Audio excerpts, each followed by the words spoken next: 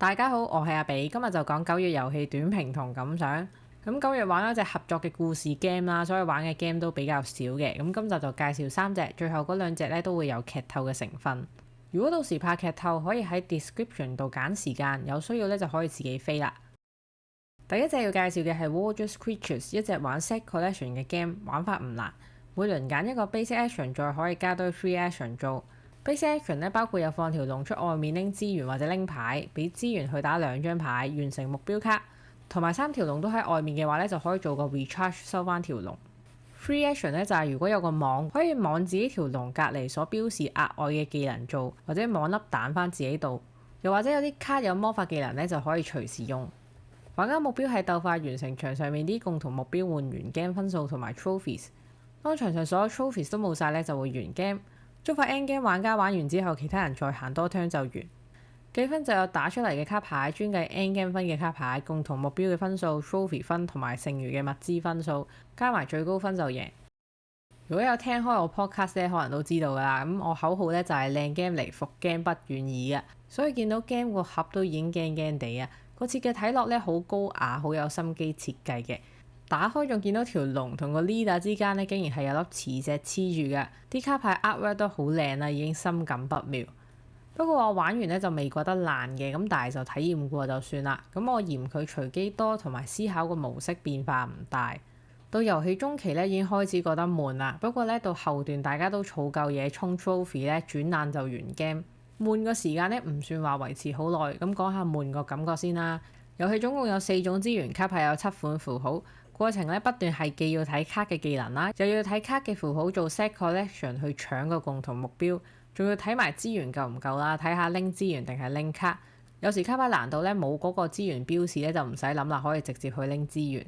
咁全程俾我感覺咧只係好忙碌咁，不斷睇好多符號，思考唔複雜亦都唔多嘅。咁佢啲符號咧某程度又係睇下運氣好唔好，主要係睇當刻台面有冇自己想要嘅符號啦，或者啲卡幫唔幫到生啲指定符號嘅蛋出嚟。因為符號決定咗做唔做到啲共同目標啦，咁所以都會特別注意嘅。佢悶嘅原因就係我覺得好似只係每輪將啲嘢盡力配對得有效率咁樣，好公式唔會有太大嘅變化，好似小朋友將啲圓形圖案放翻落圓形嘅窿度咁不斷重複。而佢隨機嘅問題咧就係佢好大沓卡，張卡都唔同嘅。除咗卡牌啲能力唔太 balance 有啲特別勁之外咧，仲好難去拎到自己想要嘅嘢。蛋又係隨機出，符號又係唔同嘅。咁當時咧，我有個共同目標係要儲齊10個相同嘅圖案。我好辛苦咧，有9個啦。但係之後無論係卡牌同蛋咧，就係抽極都抽唔出我要嘅圖案。最後勁辛苦買同打張卡係可以拎一粒我指定符號嘅蛋先完成到。咁無端端就嘥咗幾個回合去完成咗目標卡，就要屈居亞軍都幾無奈嘅。咁總結嚟講啦，呢隻 game artwork 係優秀嘅，玩法簡單冇特別啦，好依賴卡牌嘅技能去驅動個遊戲，但係咧又過於隨機唔可控，冇咩深度會想再玩多次。而佢思考方式咧，每輪都係差唔多啦，互動亦唔算高啦，唔會話好多地方去卡人嘅，咁只係啲目標要去鬥快做，咁所以隻 game 咧都係體驗過就算啦。第2隻要介紹嘅係大逃脫福爾摩斯消失之謎。X 系列啦，咁係啲玩一次性嘅解謎遊戲嚟㗎，所以講感想咧會稍微劇透少少謎題，去方便我做評價嘅。咁遊戲入邊有啲小道具啊、地圖紙張、線索卡、謎題卡同答案卡，咁按說明書嘅指示揾起始謎題咧就可以開始遊戲。解完一個咧，又會叫玩家繼續開其他謎題卡或者地圖出嚟，繼續揾謎題嘅答案。遊戲成個流程就大約係咁。咁我之前咧冇玩過呢個系列嘅，唔知佢解謎模式係咪隻隻都一樣啦。咁佢呢集咧主要就用個解謎嘅旋轉盤，每個圖案咧都代表住3個數字要解。咁我玩2人局啦，玩咗2個鐘多啲。其實我都唔知玩到遊戲嘅一半未啊，但係一致決定係放棄嘅。咁講下個心路歷程先。我哋玩第一個謎題嗰陣係覺得都幾簡單，所以好有成功感㗎。而呢份喜悅咧應該 hold 唔住30分鐘就開始進入咗萬劫不復嘅階段啦。過程實在太令人沮喪，玩得好鬱悶嘅。雖然咧就係得幾張卡同埋啲場景地圖啦，咁但係我哋成日咧好似冇方向咁，唔知點樣做同埋應該做邊個先。佢謎題其實都有提示嘅，咁可惜咧唔知點去實踐啦，玩到好迷茫。最後咧就被逼睇線索卡啦。咁開頭睇咧都覺得係合理 make sense 嘅，只係咧自己諗唔到。但係咧後續對佢啲解謎方法都好不滿，覺得佢實在太跳脫啦。而且有啲咧我覺得係唔會諗到㗎。劇透舉個例子啊，咁有個任務咧就係整個櫃桶去睇答案。呢關咧唔使睇 tips 都明白遊戲想我哋做咩，但係照住做出嚟嘅結果差強人意，完全睇唔到個數字係咩。最後明明識解都要睇線索卡個答案，一睇結果又開始煩躁啦，因為發現明明做法冇錯噶，但係佢個數字咧真係太抽象，導致睇唔到出嚟。仲有個任務咧係咩旋轉個盤睇到啲特別嘅顏色啦。咁應該係我唔理解點轉佢張牌，又係睇唔到佢想我睇嘅嘢。最後咧又要睇線索卡去確認，來來回回之後咧，啲謎題太難解，都令我哋好氣餒。去到後面咧，直情連答案都唔想睇，因為同自己諗法個差距咧一定好大，玩到一半就棄咗。所以隻 game 咧，基於我智力嘅不逮同埋不斷逼我面對自己無能嘅關係咧，我係會俾爛 game 之稱佢嘅。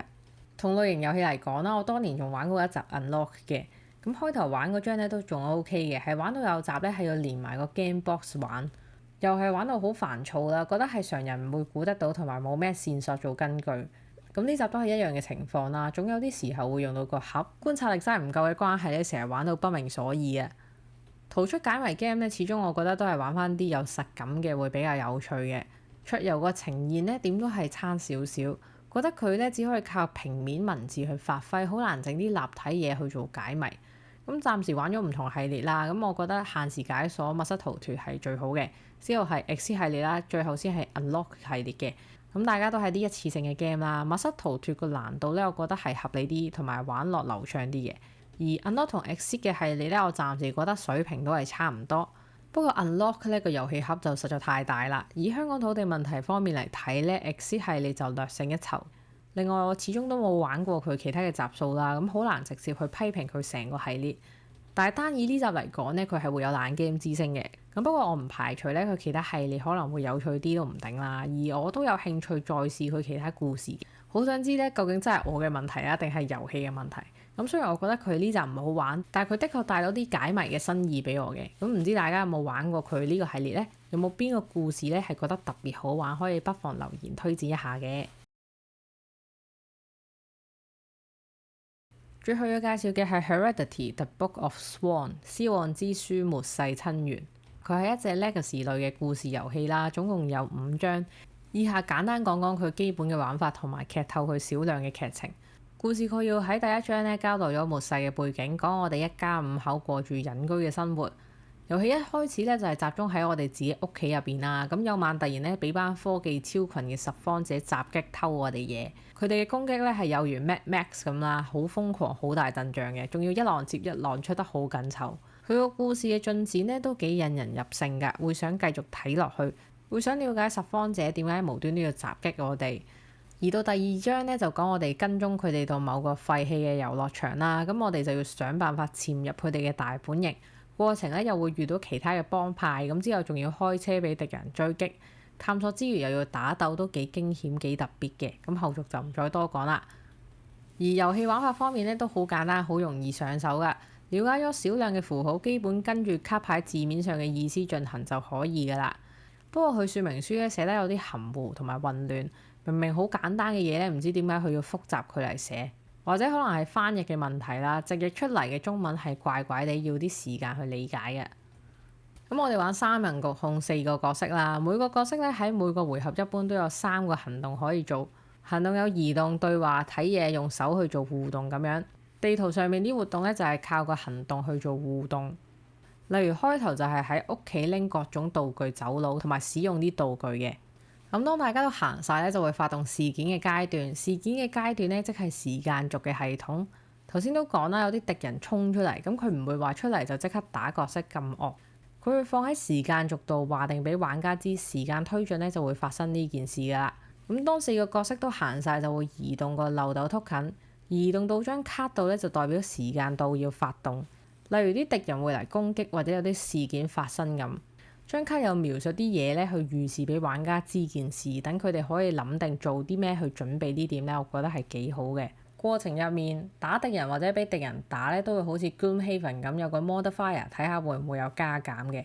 扣血就會遮住身上啲行動，要靠手先可以 heal 翻，所以可以想像到咧，俾人打到重傷啲行動係越嚟越少㗎。例如腳步本身有3腳可以行3步，咁俾人打到重傷咧就變到得翻1腳行1步。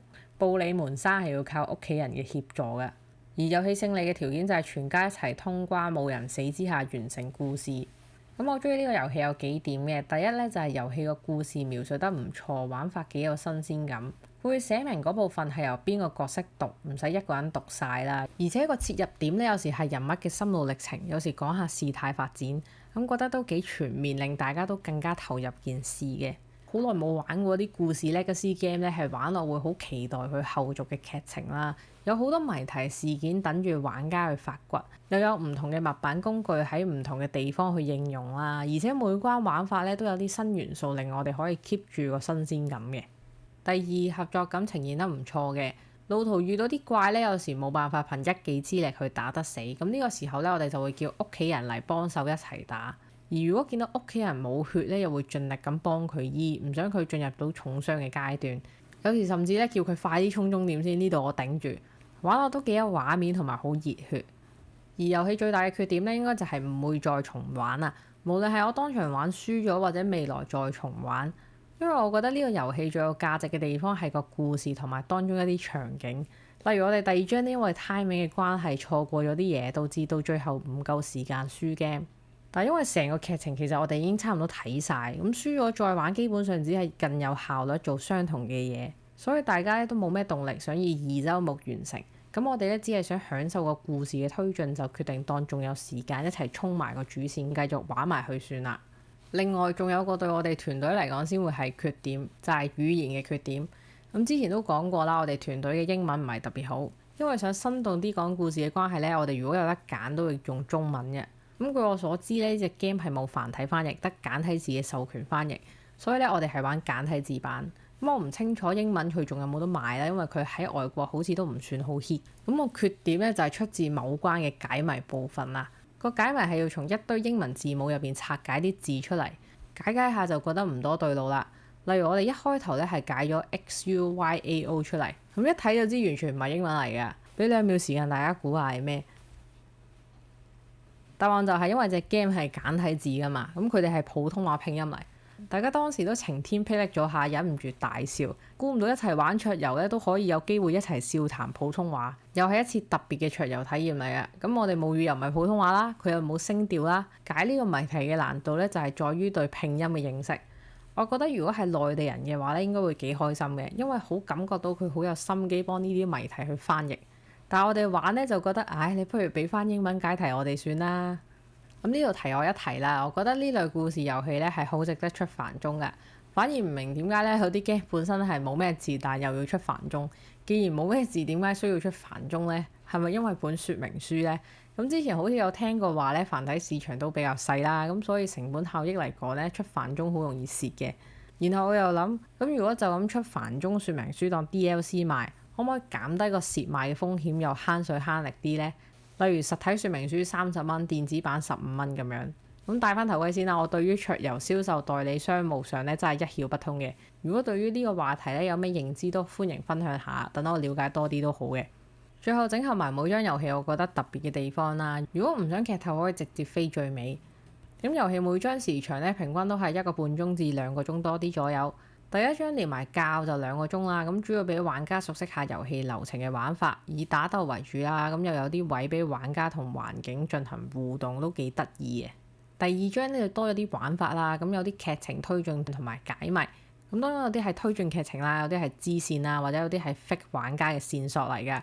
要交代嘅嘢多咗嘅關係咧，全 game 最長就係呢一章。咁呢章就偏向翻傳統嗰啲探索 game 玩法啊，咁係一個小型嘅 point and click 現場啦。玩落會諗起隻電腦 game《極樂 Disco》嘅，咁同嗰隻 game 一樣咧，都喺當中會遇到形形色色嘅人啊，個環境係好有頹廢感啊！呢章咧係會好期待將啲物件應用喺唔同嘅地方上面。到第3章咧，主要係玩追車嘅過程。我估唔到佢呢種玩法咧都可以呈現到一個開車移動嘅感覺啦。雖然不斷移動，但係都有啲嘢要去處理，有敵人要打嘅。咁佢玩法咧就係綜合咗頭2章，即係探索同打鬥之間做咗個唔錯嘅平衡。而第4章咧就去咗一個不知名嘅地方，有更多唔同嘅敵人。咁3關經驗之後咧，我哋行事小心咗，中咗1次伏之後咧都冇咩驚動太多嘢。而最後一章咧，預期係會有新嘅元素，不過佢只係集合咗前3章嘅模式啦，冇咩新嘢，都係體驗翻之前嘅玩法，玩落一路都好順暢嘅。去到結尾仲有啲期待點收尾嗰陣咧，點知就已經觸發到一堆字嘅大結局環節。對於佢用一堆字去填鴨式講功課交代所有嘢咧，係有啲失望嘅。咁我同智障都覺得佢差咁個波，所以俾一家人去克服。所以最後呢章我覺得係有啲美中不足嘅。如果講類似嘅 game 咧，就係當年嘅 Seven Continent， 要靠自己去探索開發啦。咁都想輕輕講嘅，當年佢係隻我又愛又恨嘅 game 嚟嘅。因為我自己咧幾中意呢啲探索 game，可以周圍去好自由，同埋好中意發掘到新嘢嘅感覺。但係佢地圖咧真係太大，開得太隨機，有多合成嘢要做啦。咁地圖大到咧我都唔記得啲嘢喺邊度，玩得好辛苦。但係佢個概念咧，當時我覺得係好吸引。隔咗咁多年咧，都依稀記得有個棋友受傷，咁我俾支酒佢清傷口啦，傷口就的確清咗。點知仲食埋負面效果飲醉埋。咁呢隻比佢好咧，就在於第一係有個完整嘅故事啦，第二係唔會話令人玩到好迷失。我覺得呢隻咧都算係隻老少咸宜嘅遊戲嚟嘅。好難得我同棋友們咧都係好期待去開 game，想睇下有咩等緊我哋，而唔係我哋開咗個頭要玩埋佢咁樣。總結嚟講啦，覺得隻 game 有啲高開低走嘅，咁隨住章節越後，新意就越少。故事綜合嚟講都 OK，玩落輕鬆，咁一家人有商有量咧，都幾有合作感。雖然最後同預期有啲落差啦，咁但係過程我都玩得好投入同開心，所以體驗完咧我都推薦大家有機會可以玩下。咁最後都多謝翻之前留言推薦我玩嘅聽眾啦，雖然有啲遲，但係都叫玩咗。咁相信呢隻遊戲咧都會係我今年嘅 Top 10入邊嘅。咁9月篇嘅感想就大致分享到呢度啦，多謝大家收聽先，我哋下集再見，拜拜。